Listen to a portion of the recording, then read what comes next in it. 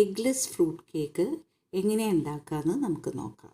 ഇതിലേക്ക് 1 കപ്പ് മൈദ ചേർക്കുക, 1/2 teaspoon baking powder, baking soda, ഉപ്പ് ചേർക്കുക, 1/4 ടീസ്പൂൺ ജാതിക്ക പൊടിച്ചത് ചേർക്കുക, ടീസ്പൂൺ കറാമ്പട്ട പൊടിച്ചത് ചേർക്കുക. ഇത് നന്നായി അരിച്ചെടുക്കുക.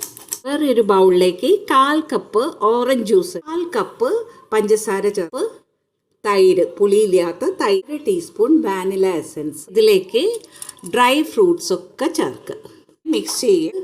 ടൂട്ടി ഫ്രൂട്ടി ഉണ്ട്, ഉണക്കമുന്തിരിങ്ങയുണ്ട്, ഡേറ്റ്സ് ഉണ്ട്, എല്ലാം ചെറുതായി കട്ട് ചെയ്തെടുത്തത്. 1/4 കപ്പ് മെൽറ്റ് ചെയ്ത ബട്ടർ ചേർക്കുക.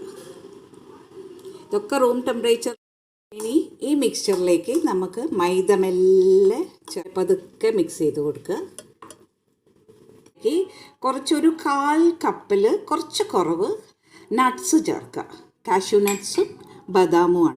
ഒന്ന് ഫോൾഡ് ചെയ്തു നന്നായിട്ട് എണ്ണയൊക്കെ പുരട്ടി വെച്ച പാത്രത്തിലേക്ക് ഈ മിക്സ്ചർ, കേക്കിൻ്റെ മിക്സ്ചർ ഒഴിച്ചു കൊടുക്കുക. ടാപ്പ് ചെയ്ത് കൊടുക്കുക. മിനിറ്റ് ചൂടാക്കാൻ വയ്ക്കുക. നന്നായി ചൂടായ കുക്കറിലേക്ക് കേക്കിൻ്റെ ബാറ്റർ വെച്ചു. ഇനി നമുക്ക് അടച്ച് വെച്ച് ഒരു 35-45 മിനിറ്റ് വരെ വെയിറ്റ് ചെയ്യാം. 35 മിനിറ്റ് കഴിഞ്ഞു. അപ്പോൾ നമുക്ക് ടൂത്ത് പിക്ക് ഒന്ന് ഇറക്കി നോക്കാം, വെന്തോ ഇല്ലയോ എന്നറിയാൻ.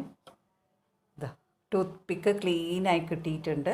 അപ്പോൾ കേക്ക് നന്നായി 10 മിനിറ്റ് ഇങ്ങനെ തന്നെ ഇരിക്കട്ടെ. അത് കഴിഞ്ഞിട്ട് നമുക്ക് കുക്കറിൽ നിന്ന് കേക്ക് എടുത്തിട്ട് നമുക്ക് കേക്ക് പുറത്തേക്ക് എടുത്തി ഒരു തുണിയിട്ട് കവർ ചെയ്ത് വെക്കുക. കേക്ക് നന്നായി തണുത്തു. ഇനി നമുക്കിത് ഡിമോൾഡ് ചെയ്തെടുക്കാം. ടേസ്റ്റി ആയിട്ടുള്ള പ്ലം കേക്കോ ഫ്രൂട്ട് കേക്കെന്നോ എന്ത് വേണേലും പറയാം. എഗ്ലെസ് പ്ലം കേക്കാണ്. എല്ലാവരും ട്രൈ ചെയ്ത് നോക്കും.